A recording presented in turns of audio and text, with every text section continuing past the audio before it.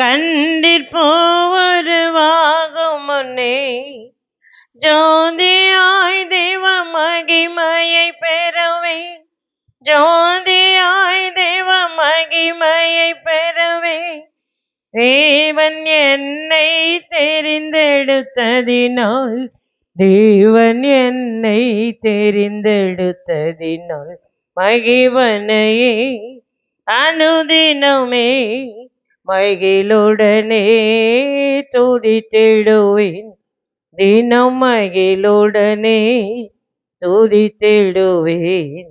அழைத்தாரே சுவிசேஷத்தினால் அடைய தேவ சாயலதே, அழைத்தாரே சுவிசேஷத்தினால் அடைய தேவ சாயலதே. பயத்துடனே பரிசுத்தமதையை வரினில் பூரணமாய் கெடுவோம், வரினில் பூரணமாய் கெடுவோம். மகிவனையே அனுதினமே மகிழுடனே துதித்திடுவேன், தினம் மகிழுடனே துதித்திடுவேன். நல்ல பிதாவே, இந்த நல்ல வேலைக்காக நன்றி செலுத்துகிறோம். இந்த நாளை நீர் எங்களுக்கு தந்தீர்.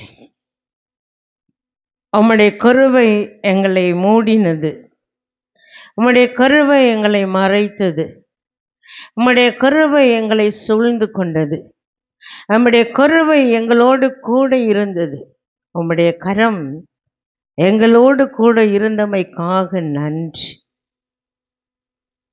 7 மாதம் கடந்து 8வது மாதம் இந்த முதல் தேதியிலே உங்க கரம் எங்கள் மேல ஒவ்வொருவர் மேல அமர்ந்திருக்கிற நல்ல கிருபைக்காக நன்றி. நம்முடைய தெய்வீக பிரசன்னம் எங்களை முழுவதும் மூடட்டும் என்று சொல்லி இந்த நாளிலே ஜெபிக்கிறோம். நம்முடைய கரத்தில் ஒப்பு கொடுக்கிறோம். ஆவியானவர் மாத்திரம் அசைவாடுங்க, பொறுப்பெடுத்து கொள்ளுங்க, நடத்துங்க. ஏசு கிறிஸ்துவின் மூலம் ஜெபிக்கிறேன் பிதாவே, ஆமென். ஆராதனை என்பது தேவனை ஒவ்வொரு நாளும் முத்தம் செய்வது. ஒவ்வொரு மனிதனும் ஆராதிக்கும் போது அவனுடைய வாழ்க்கையில தேவனை முத்தம் செய்து கொண்டே இருக்கிறானாம். ஆராதனை என்பது தம்மையே ஒவ்வொரு மனிதனும் அர்ப்பணிப்பது, அலங்கரிப்பது. ஆராதனை என்பது தேவனோடு ஒவ்வொரு மனுஷனும் தொடர்பு கொள்வது. அவன் தேவனை தேவனோடு கூட இணைந்து இருப்பதற்கு மட்டும்தான் அவன் தேவனை ஆராதனை செய்துகிறான். ஆராதனை என்பது தேவனை கனப்படுத்துவது. கனம் தேவனோடு கூட இருக்கிறது என்பதை அந்த மனிதன் அறிந்து கொள்ளும் போது மட்டும்தான் அவனுடைய வாழ்க்கையில தேவன் ஒரு பெரிய மாற்றத்தை நாட்களிலே அவர் தருகிறார். அல்லேலூயா. ஆராதனை என்பது தேவனுடைய அன்பை ஒவ்வொரு மனிதனுக்கும் வெளிப்படுத்துவது. அது சிங்காசனத்தை அசைப்பது. ஆராதனை ஒரு மனிதன், ஒரு சபை, ஒரு ஊழியக்காரன், ஒரு விசுவாசி செய்யும்போது மட்டும் அவன் வாழ்க்கையில நிறைய காரியங்களை அவன் செயல்படுத்த முடியும். அவன் இருக்கிற நிலையிலிருந்து அவன் தன்னை விடுவித்துக் கொள்ளுகிறான். ஆராதனை என்பது தரிசனத்தை, கர்த்தருடைய வெளிப்பாடுகளை, கர்த்தருடைய காரியங்களை, அவர் என்ன செய்ய போகிறார், சபைக்கு என்ன செய்ய போகிறார், சபைக்கு செய்ய போகிற காரியங்கள் என்ன என்பதை அவர் தரிசனத்தின் மூலம் சபைக்கு வேண்டிய காரியங்களை அவர் செயல்படுத்துகிறார். அல்லேலூயா, அல்லேலூயா. சபையானது சரியான ஆயத்தம் இல்லை என்றால் ஆராதனை செய்யவே முடியாது. ஆராதனை என்பது தேவனோடு கூட ஐக்கியமாய் இருப்பது. ஆராதனை சபைகளை உயிர் மீட்சி அடைய செய்வது. ஆராதனை என்பது தேவனுக்கும் மனுஷனுக்கும் இடையில் இருக்கிற நல்ல உறவை அது பலப்படுத்துவது. அல்லேலூயா, அல்லேலூயா. அதுதான் மீரியம் சொல்லுகிறாங்க, கர்த்தரை பாடுவேன், அவர் மகிமையாய் வெற்றி சிறந்தார். கர்த்தரை பாடும்போது, கர்த்தரை துதிக்கும் போது, கர்த்தரை ஆராதிக்கும் போது, கர்த்தரோடு கூட ஒரு மனுஷன் செயல்படும் போது, கர்த்தரோடு ஒரு மனுஷன் நிற்கும் போது, கர்த்தரோடு ஒரு மனுஷன் ஆராதிக்கும் போது, அது தேவனோடு கூட நல்ல உறவை உருவாக்கி கொள்வது. ஆராதனை சபைகளை உயிர் மீட்சி அடைவது மாத்திரமல்ல, ஆத்துமாக்களை கொண்டு வருதாம். அல்லேலூயா, அல்லேலூயா, அல்லேலூயா.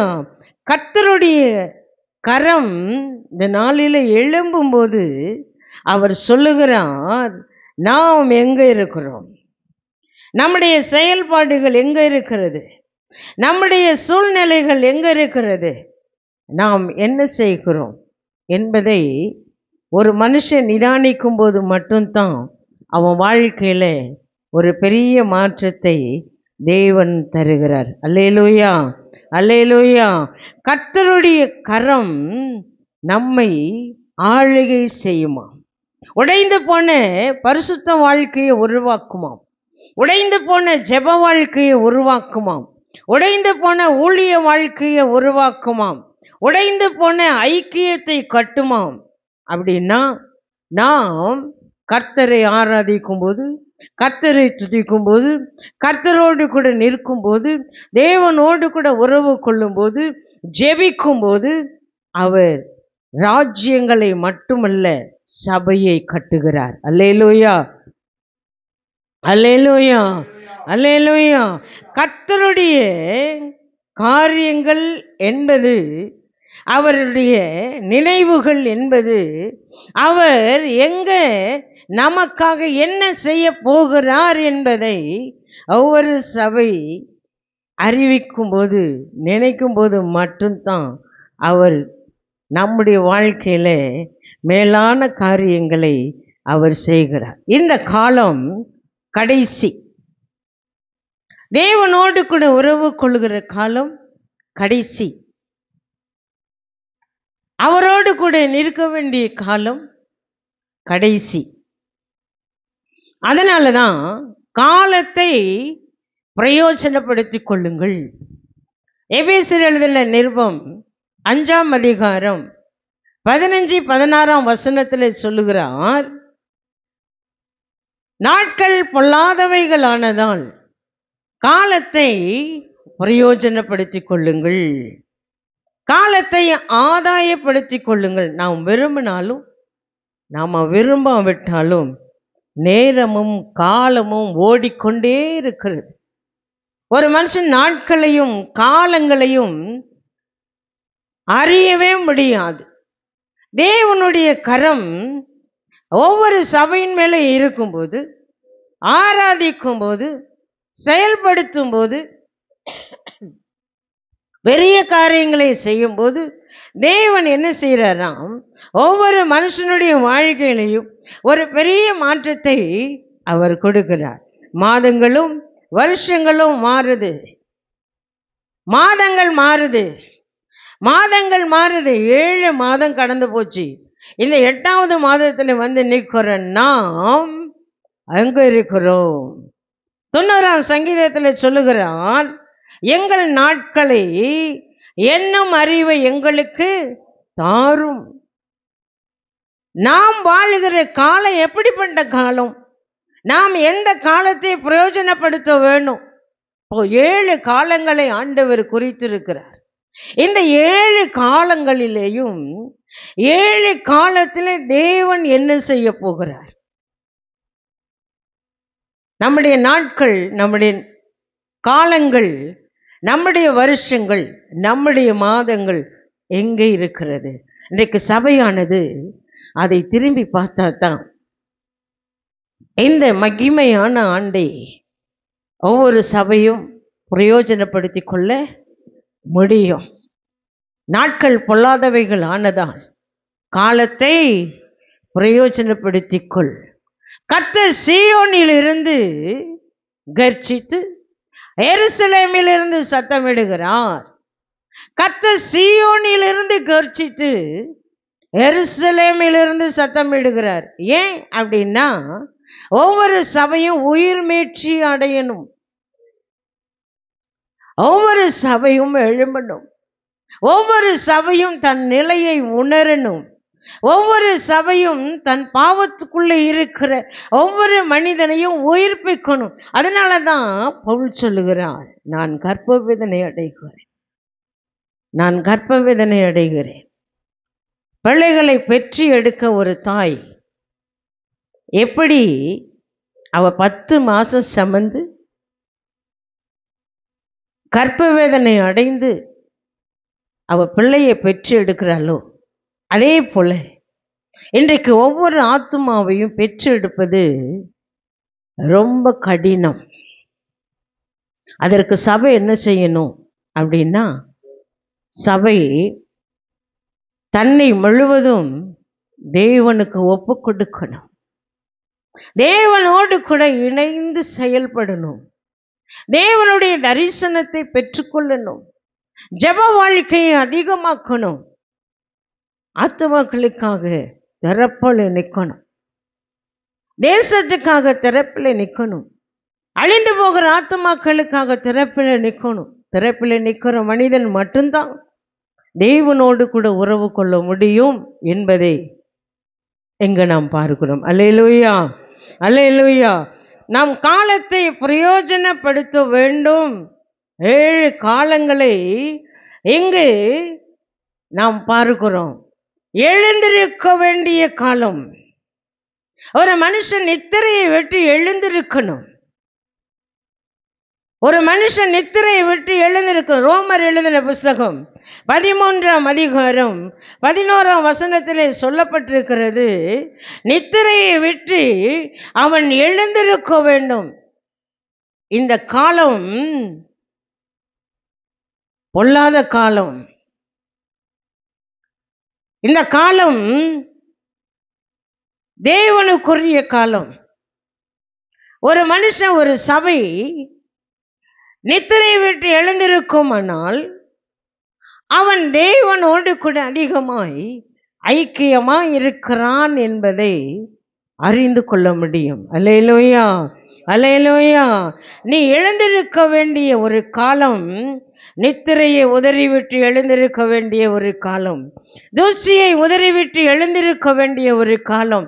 ஏசாயா தீர்க்கதரிசி சொல்லுகிறார் 60ஆம் அதிகாரத்தில் 1வது வசனத்தில் சொல்லுகிறார், எழும்பு எழும்பு சீயோனே, உன் வல்லமையை தரித்துக்கொள், தூசியை உதறிவிட்டு எழுந்திரு என்று சொல்லி ஏசாயா 52ஆம் அதிகாரத்தில் சொல்லுகிறார். இன்றைக்கு நாம் எங்கு நிற்கிறோம்?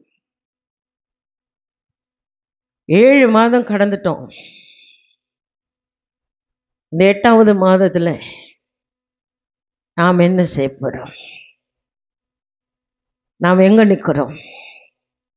சிம்சோன் தன் அபிஷேகத்தை மறந்து போனார். எலியா தேவனுடைய காரியங்களை மறந்து ஓடினார். ஏசேபேலுக்கு பயந்து ஓடினார். சிம்சோன் தரிசனத்தை மறந்து, அபிஷேகத்தை மறந்து, நசரேயன் என்பதை மறந்து அவர் தெளிலான் மடியிலே படுத்து நித்திரை செய்தாராம். எலியா ஏசேபேலுக்கு பயந்து ஓடினார். 450 தீர்க்கதரிசிகளை, தேவனுக்கு விரோதமாய் நின்றவர்களை, தேவனுக்கு விரோதமாய் பலிபீடம் கட்டினவர்களை அவர் கொன்று போட்டார். ஆனா அவர் யேசபேலுக்கு பயந்து ஓடினார். யோனா தேவனுடைய காரியங்களை மறந்து இந்த நினைவை அழிக்கப்படும் என்பதை பிரசங்கிக்கிற வேளையிலே கர்த்தர் சொன்னதை அவர் மாற்றிவிட்டார் என்று அவர் நினைத்து சூறை செடிக்குள்ளே ஆமணக்கு செடியின் கீழே படுத்துக் கொண்டாராம், நித்திரை செய்தார். ஒரு நாள் வளர்கிற ஆமணக்கு செடிக்கு அவர் அவ்வளோ பரிதபிக்கிறாருன்னா, தேசத்தின் ஜனங்கள் அழிந்து போகிறார்களே, இன்றைக்கு நீங்களும் நானும் என்ன செய்கிறோம்? நாம் எங்க நிற்கிறோம்? நாம் எழுந்திருக்க வேண்டிய காலம், தேவனை தரிசிக்க வேண்டிய காலம், தேவனோடு உறவாட வேண்டிய காலம், தேவனோடு கூட நிற்க வேண்டிய காலம். எழும்பு எழும்பு சீயோனே, உன் வல்லமையை தரித்துக்கொள், தூசியை உதறி விட்டு எழுந்திரு. லூக்கா எழுதின சுவிசேஷத்தில் 19ஆம் அதிகாரத்தில் 41ஆம் வசனம் முதல் 43ஆம் வசனம் வரைக்கும் சொல்லப்பட்டிருக்கிறது. அவர் உன்னை சந்திக்கும் காலமாயிருக்கிறது. முதல்ல நீ எழுந்திருக்கணும். நீ எழுந்திருக்கும் போது அவர் உன்னை சந்திக்க வருவார். அல்லேலூயா, அல்லேலூயா, அல்லேலூயா. அவர் உன்னை சந்திக்க வருவாரானால் உனக்கு ஒரு மாறுதலை, உன் சபைக்கு ஒரு மாறுதலை அவர் கட்டளையிடுவார். அல்லேலூயா. காலத்தின் அருமையை உணராமல், காலத்தை அறிந்து உணராமல், காலத்தோடு கூட செயல்பட விரும்பாமல் நாம் நிற்கும்போது அவர் ஒரு காரியத்தையும் செய்ய முடியாது. அல்லேலூயா, அல்லேலூயா. கர்த்தர் நல்லவர் என்பதை எந்த சபை உணர்கிறதோ அந்த சபையின் மேலே அவர் வருகிறவராயிருக்கிறார். அல்லேலூயா, அல்லேலூயா, அல்லேலூயா. அப்போஸ்தலர் எழுதின புஸ்தகத்தில் அறியாமை உள்ள காலங்களிலே அவர் காணாதவர் போல் இருந்தார். இன்றைக்கு நம்முடைய வாழ்க்கை எங்க இருக்கிறது? நம்முடைய சூழ்நிலை எங்க இருக்கிறது? நாம் எங்கு நிற்கிறோம் என்பதை நாம் அறிந்து செயல்படும் போது மட்டும்தான் தேவன் நம்முடைய வாழ்க்கையை அவர் மாற்றுகிறார். அல்லேலூயா, அல்லேலூயா. அறுப்பு காலம் தொடங்குகிறது. சின்ன 7 காலங்கள். இந்த 7 காலத்தில் முதல்ல எழுந்திருக்க வேண்டிய காலம், அவர் உன்னை சந்திக்க வருகிற காலம், 3வது அறுப்பு காலம் தொடங்க விட்டது. அல்லேலூயா, அல்லேலூயா. அறுப்பு காலத்துக்கு சபை ஆயத்தமாகணும். அறுப்புக்கு ஒரு காலம் உண்டு. இன்னும் கொஞ்ச காலத்திலே அறுப்பு காலம் தொடங்கிவிடும். அறுப்பு காலம் தொடங்கிவிடும். அறுப்பு காலம் தொடங்கிடும். எரேமியா எழுதின புஸ்தகம் 51ஆம் அதிகாரம் 33வது வசனத்திலே சொல்லுகிறார், கொஞ்ச காலத்திலே அறுப்பு காலம் தொடங்கிடுமாம். இன்றைக்கு எங்கு பார்த்தாலும் வேதனைகள், நெருக்கங்கள், பஞ்சங்கள், போராட்டங்கள், வெள்ளங்கள், அழிவுகள், தேசத்துக்கு விரோதமாக தேசம், தேசங்களுக்குள்ளே அழிவு, மனிதருக்குள்ளே மனிதன் எழும்புகிற போராட்டம், இப்படிப்பட்ட ஒரு சூழ்நிலை அது என்ன செய்யுதுன்னா ஓடிட்டே இருக்குது. இன்றைக்கு நாம் என்ன செய்ய போகிறோம்? காலம் கடைசி, காலத்தை பிரயோஜனப்படுத்து என்று இன்றைக்கு ஆண்டவர் நம்மோடு கூட பேசிக்கொண்டிருக்கிறார். அல்லேலூயா, அல்லேலூயா, அல்லேலூயா. இன்றைக்கு நாம் என்ன செய்ய போகிறோம்? இன்றைக்கு நாம் என்ன செய்ய போகிறோம்? யூதாவே, உனக்கு அறுப்பு காலம் தொடங்கிருச்சு அப்படின்னு சொல்லி ஓசியா எழுதின தீர்க்கதரிசன புஸ்தகம் 6ஆம் அதிகாரம் 11ஆம் வசனத்தில் சொல்லப்பட்டிருக்கிற அந்த வார்த்தை இன்றைக்கு சபையே, இன்றைக்கு உனக்கு தான். யூதாவே, துதிக்கிறவனே, ஆராதிக்கிறவனே, ஜெபிக்கிறவனே, ஜெபிக்கிற சபையே, அவர் உன்னை பார்த்து சொல்லுகிறார், அறுப்பு காலம் தொடங்கிட்டு நியமிக்கப்பட்டாச்சு. தப்பித்துக்கொள்ள நீ ஆயத்தமா?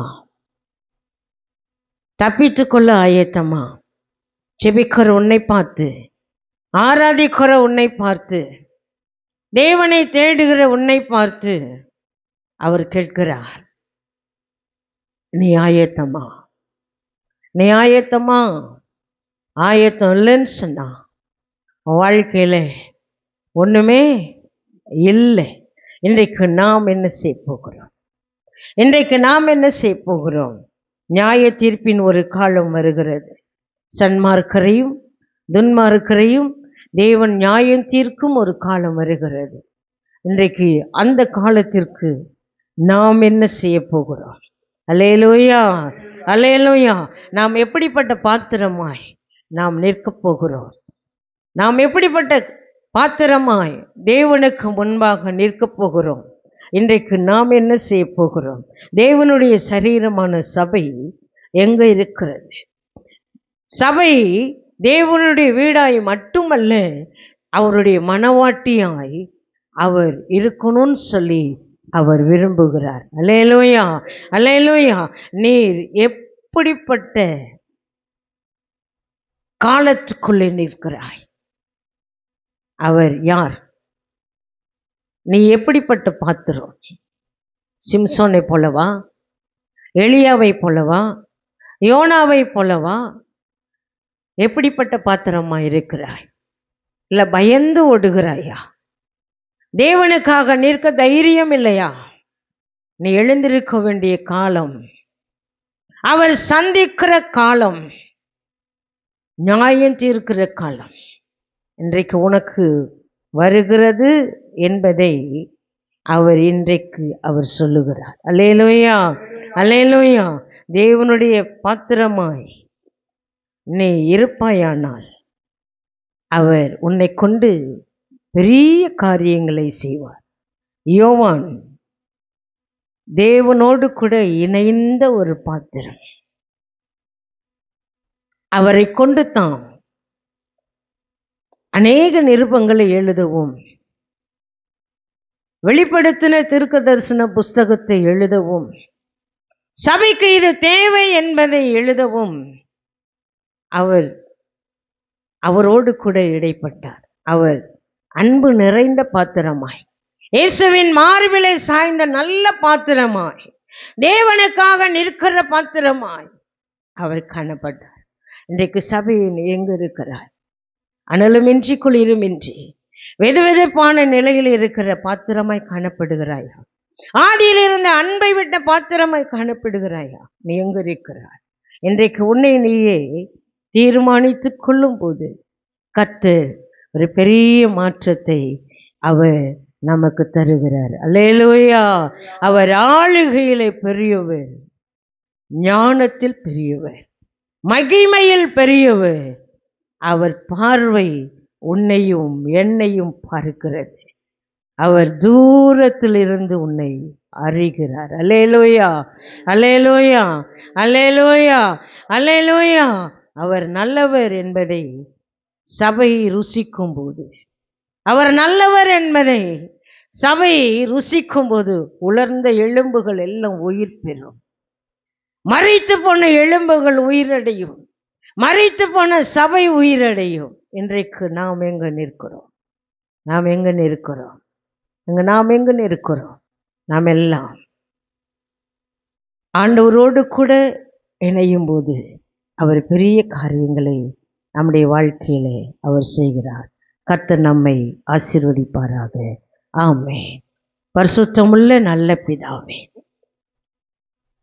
இந்த நல்ல அருமையான இந்த நாளுக்காக நன்றி. 7 மாதம் கண்மணி போல பாதுகாத்து இந்த 8வது மாதம் முதல் தேதியிலே உம்மை நினைக்க, உம்மை ஆராதிக்க, உம்மோடு கூட இணைய, உம்மை பற்றி அநேகரை அறிந்து கொள்ள வண்ணமாய் ஒரு பெரிய இந்த மாதத்தை நீர் எங்களுக்கு தந்தீர் என்பதை நாங்கள் அறிந்திருக்கிறோம். இந்த மாதம் முழுவதும் நடத்துங்க, இந்த மாதம் முழுவதும் நடத்துங்க.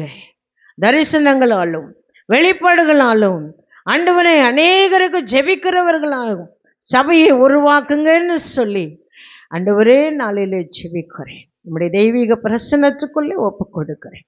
ஆளுகை செய்யுங்க, நடத்தும், ஆசீர்வதி. இயேசு கிறிஸ்துவின் மூலம் பிதாவே, ஆமென்.